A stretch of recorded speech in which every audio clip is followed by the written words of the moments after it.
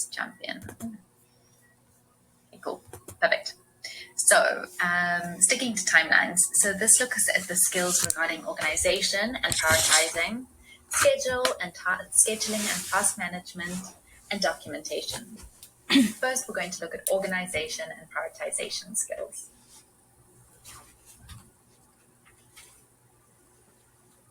Okay, so this involves managing both your time and your tasks efficiently.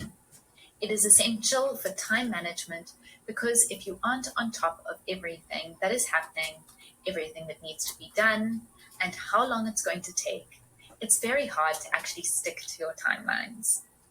Being organized makes sure that you're moving in the right direction and progressing towards your goals. That is, that you're working to achieve the correct goals in the correct manner. This can involve the documentation of various things. This means that you can more easily access information when required. It can be at an organizational level, at a project level, at a team level, etc.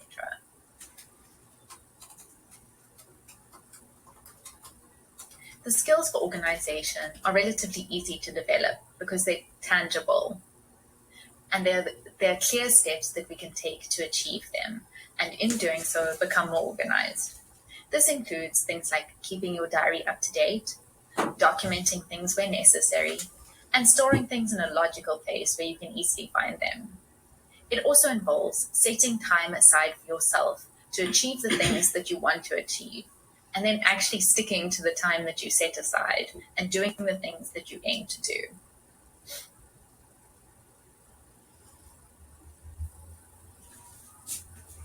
Effective prioritization skills involve successful decision making, as you need to make decisions about what takes priority over what.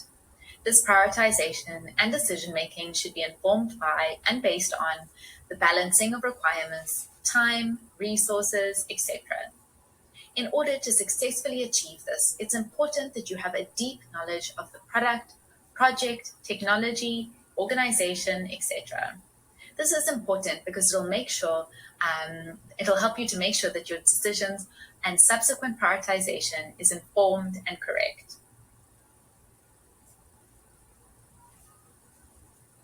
The way in which to develop prioritization skills are to prioritize things based on the value that they add. In doing this, you need to identify urgent or important projects and prioritize based on that.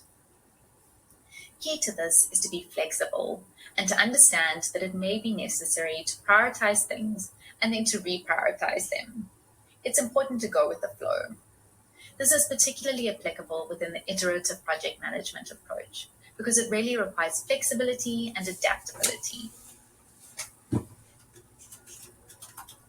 And a key element, and maybe the most important, is to learn to say no, which is what we touched on a little bit earlier. It's not possible to do everything. So a key thing is to be able to say no when necessary. This can ultimately benefit the project and will definitely benefit the different teams. It's often better to push back and say no rather than overworking your teams to achieve each and everything.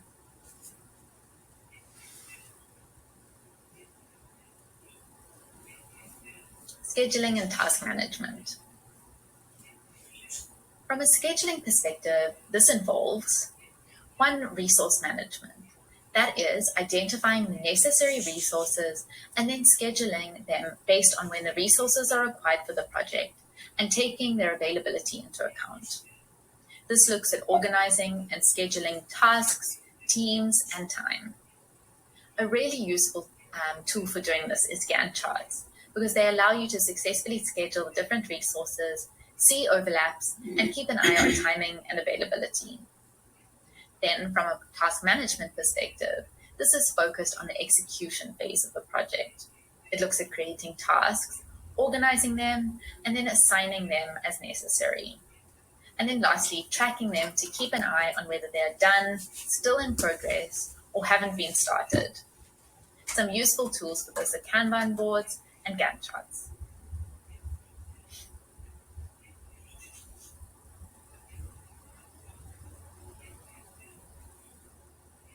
And looking at documentation. Creating usable, applicable, and useful documentation is a really important skill. The amount and type of documentation varies depending on the project management approach that's being used. For traditional project management approaches, typically we need extensive, thorough documentation. The documentation is used to standardize processes within the existing project and is then used for guidance for future projects. That is to identify what worked and what didn't, and what can be leveraged in future projects, and also what we should be steering clear from.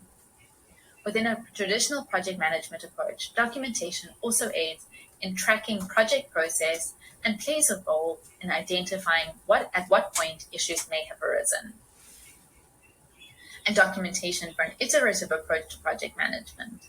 Although this project management approach requires relatively minimal documentation, there are some elements that do require documentation.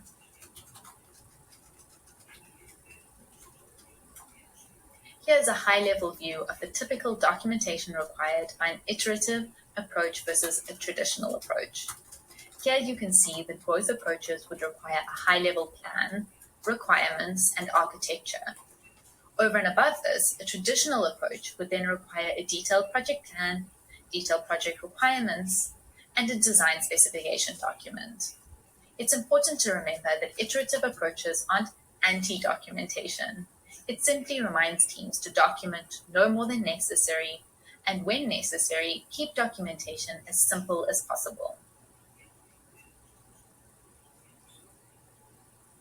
Okay, so that's the end of that section.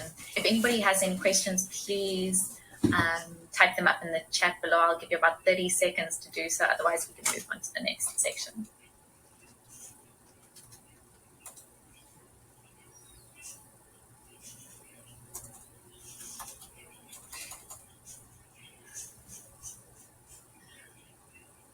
Okay, it doesn't look like any questions for me. Looks like there are questions for other people within the chat, which is awesome. I love the chats between everybody on the group. But it doesn't look like there's anything for me. Okay, cool. Let's move on. Oh, sorry, before we jump in, how can I see an example of the documentation? So probably the easiest way is just to Google it. I don't have any examples here. Either Google it, or again, you can just add me on LinkedIn and I'm happy to send you some examples of it. Google, I'm sure, has lots of different types, and it'll also have all sorts of different templates which you can play around with and use if you need, which is always useful and might be helpful.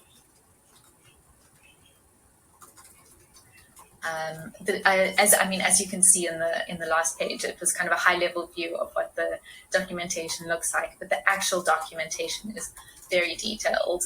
So covering it here, I think would just be too much information. But yeah, like I said, Google it. I'm sure there's lots of information out there. They'll give you a nice look at kind of what detail is required, which is awesome.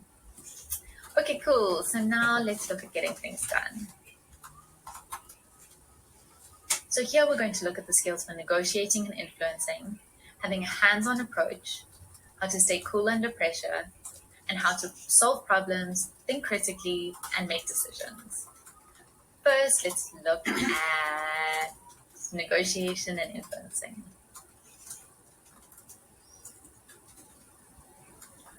Okay, so this is one of the key skills required to get the elements of the project going. It's important to be able to negotiate with and influence the various individuals involved, the teams, stakeholders, etc. Negotiation and influencing is directly linked to ownership and accountability. Both ownership and accountability are key elements of successful project teams. That is, that the team members take ownership for their responsibilities and that they take accountability for those responsibilities. And so this means that that for the success of the project, it's really important to be able to negotiate and influence. Otherwise, you won't be able to get your project scheduled or prioritized, particularly if the teams you need for your project are working on other projects. Both negotiation and influencing are really important for managing the different teams, stakeholders, suppliers, etc. The aim is to get everyone on your page and generate buy-in. This is one of the only ways that you will get support for your project and for your approach. Through successful negotiation and influencing, you can align the various teams and individuals to the goals you're aiming to achieve. It also aids in conflict resolution, as your negotiation and influencing skills will assist in getting all parties on the same page and moving in the same direction to the same goal.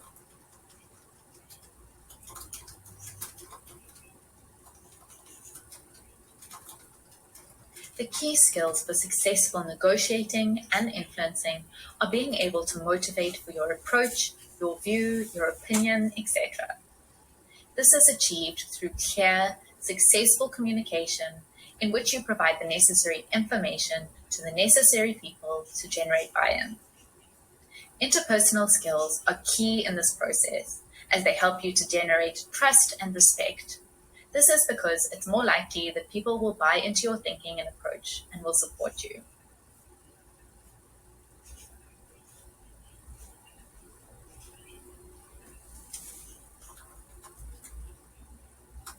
And looking at a hands-on approach. So having a hands-on approach means that you're actively involved in the day-to-day activities of your team and that you play an active role in the decisions of the team. A hands-on approach helps you to make informed decisions as you're involved in the goings-on of the team. This means that you have the information that you need on hand. If you aren't actively involved, it means that you would need to source the necessary information before you can come to a decision. This would slow down the process. Having a hands-on approach has a positive impact on team morale because people can see that you're in the trenches with them and that they aren't working alone. You support them and you're going through the stresses and the pressures with them. It also improves the level of influence that you have as people are more likely to respect you because you're fully involved in the project and achieving the outcomes. This proactive approach tends to motivate teams to also jump in and get things done. If they see it coming from the project manager, this ultimately results in getting things done sooner and everyone being more productive.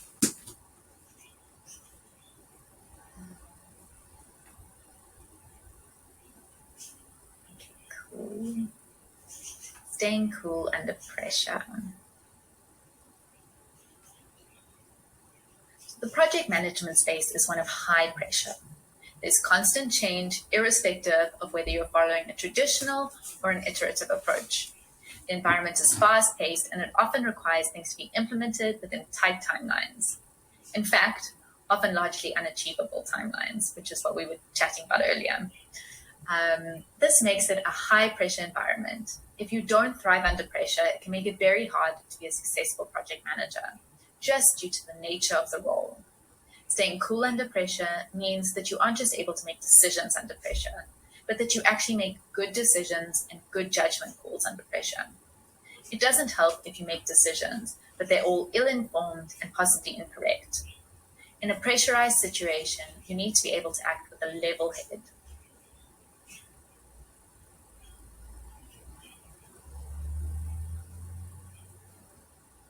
There are a few ways that you can work to stay calm under pressure. Firstly is to stop for a moment, take a step back and breathe. A way to train your mind to do this is through meditation. When you first hear about a change deadline, a scope change, a problem, etc., the last thing on your mind is taking a break. You want to dive in and sort it out as soon as possible. But actually, the best thing you can do is to take a break. This will not only benefit you, but will also have a positive impact on your work. How you breathe is important. It should be deep, focused breathing. It's important to fully expand your diaphragm. This has been proven to scientifically lower your heart rate and stabilize your blood pressure. Once you've taken some time to do this, a high pressure situation won't seem so overwhelming. I see a comment here saying go for a walk. I assume this is in linking to the staying cool under pressure.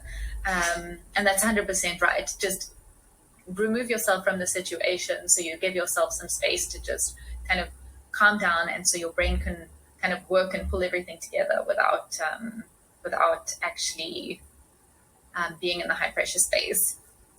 Okay, so 2, I see, yes, meditation. So 100%, that's a brilliant way to train your mind to learn to kind of pause, take a breath, and kind of take in everything, which is awesome. Okay, cool. So 2 is surrounding yourself with the correct people, both at work and in your personal life. That is people who make you feel expansive, grounded, and give you energy. It's not always easy to pick and choose the people that you work with, but making a conscious effort to surround yourself with the right people can be highly beneficial in helping you stay cool under pressure. 3 is break the task or issue down into smaller, manageable tasks. Any giant project, task, or issue is typically made up of lots of smaller ones. So instead of getting overwhelmed or intimidated by a project, focus on and deal with the smaller pieces of the project. Not only will this make it feel more manageable, but it'll also keep you motivated because you'll be able to keep ticking off smaller tasks. 4 is stay away from the urge to multitask, which touches on what we were saying earlier about needing to multitask for managing lots of projects. So definitely within the project management space, you need to have a lot of different things happening at once. But multitasking is when they're all going on at this exact moment, at this exact time, which is not very productive. I see a question is coming through. What do you mean by the right people? Emotional support or work support or both?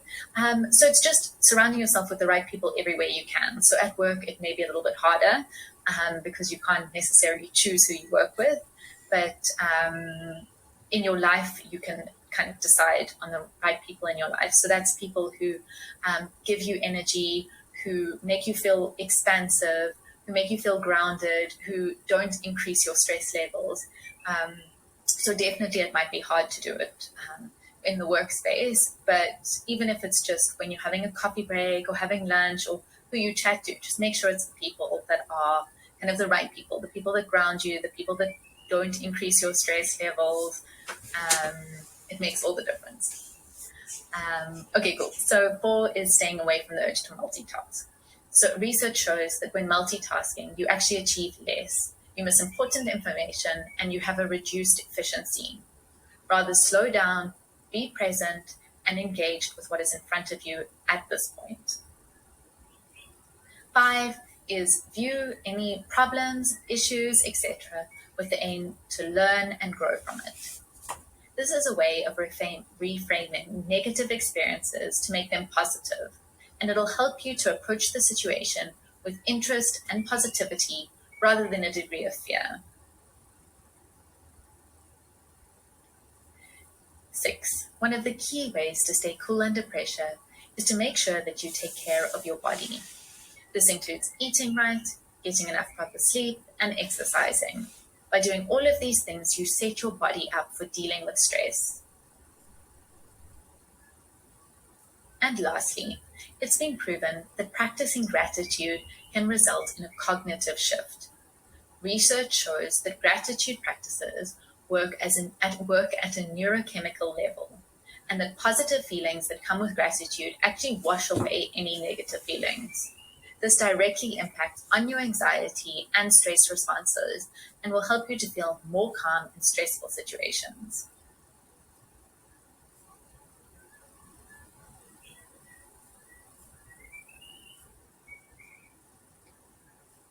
Okay, and problem solving, critical thinking, and decision making.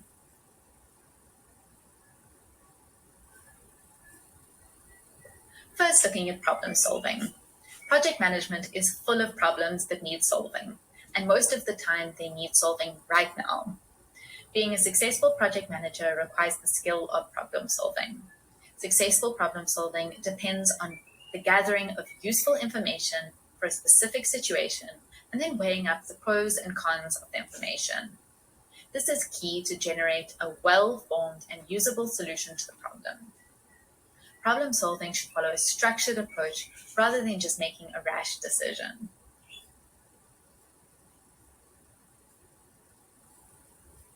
Critical thinking is another key project management skill. This will be used throughout the project process, from initiating the project and figuring out what should be included or not included, to determining what resources are needed when, for what, etc., to managing the various priorities, teams, timelines, etc. Key to critical thinking is being able to analyze the facts objectively. The most important aspect of this is being able to remove biases. It's important to weigh up the different perspectives and different opinions. Something that definitely assists with critical thinking is to think in a creative way. In doing this, it helps us to come up with solutions or ideas that may not necessarily be what comes to mind first. Once you have all of the information and you have done some creative thinking, you'll be able to make an informed decision.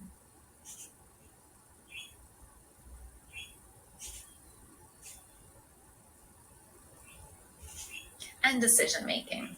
This is vital to keeping the project moving forward and to remove roadblocks, and is therefore essential to project management skills. This involves making clear decisions quickly and effectively based on the information and data that you have available to you. Making decisions in a fast, decisive, and informed manner is key to making sure the project process isn't hindered or slowed down unnecessarily.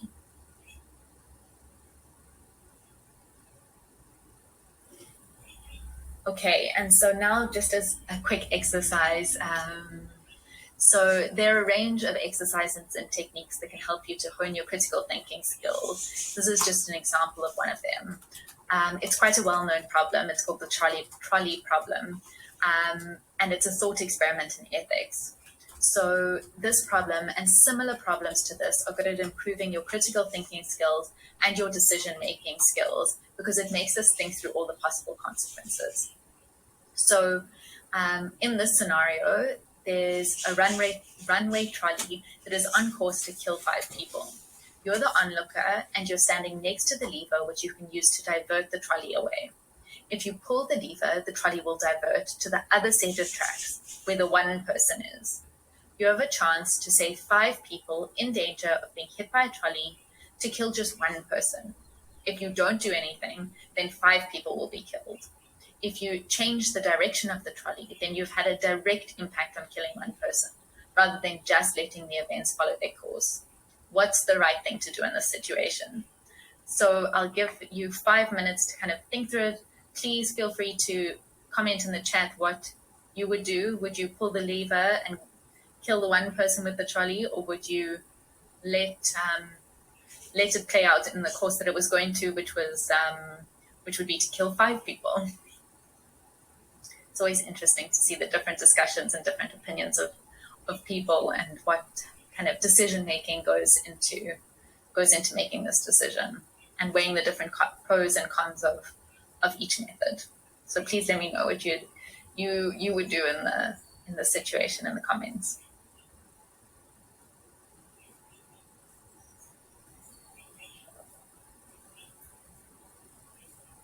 I see someone saying that there is no right or wrong answer for this.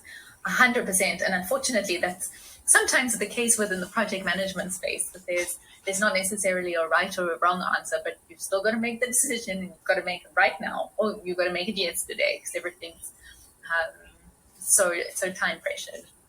Could we stop the trolley, divert to one person, and alert him to move away? I like your thinking. You see, this is where the creative piece of critical thinking comes in. I think that's brilliant. Is there a lever to just stop the train? Unfortunately not. So you're either killing 5 or you're killing 1. This is the problem. But it's always interesting to see the creative aspects and the creative thinking coming out of this question.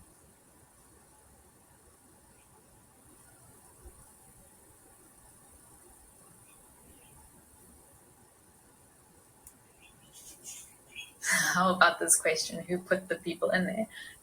See, I like this question. This is really honing critical thinking skills, asking all the right questions, thinking creatively.